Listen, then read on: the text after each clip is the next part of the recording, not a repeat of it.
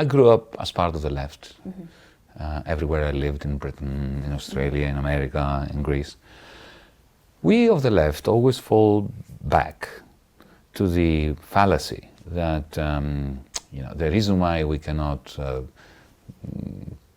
combine forces to make change that is good for the many is because the establishment is so strong and so powerful and undermines us. Rubbish. Right. Donald Trump proved that you can go against the establishment and win. What we lack as the left, as progressives, is ambition and a capacity to overcome the mentality. I don't know whether this is popular in this country.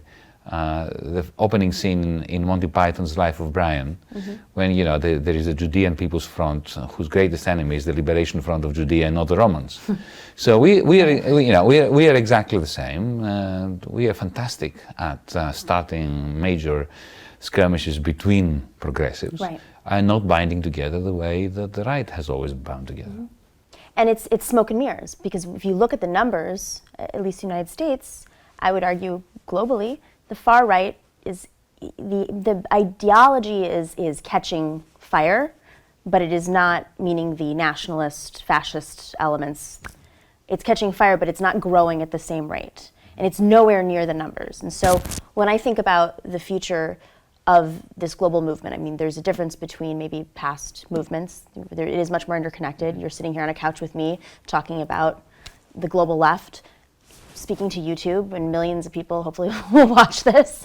That wasn't possible. The media had they held this conversation as if this is what's true. We have no excuse now. We have no excuse now. We did it in Greece. You did? Well, that's how we were elected. We were not elected because the media liked us. Right. In July of 2015, when we called the referendum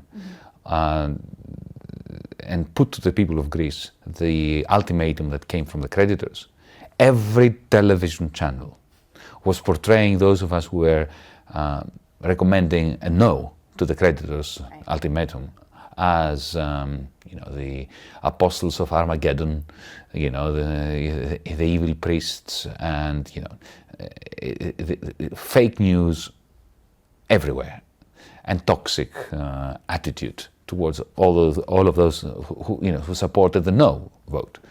And we won 62% of the vote. And it was portrayed that way here as well. This message carried through. So it can be done.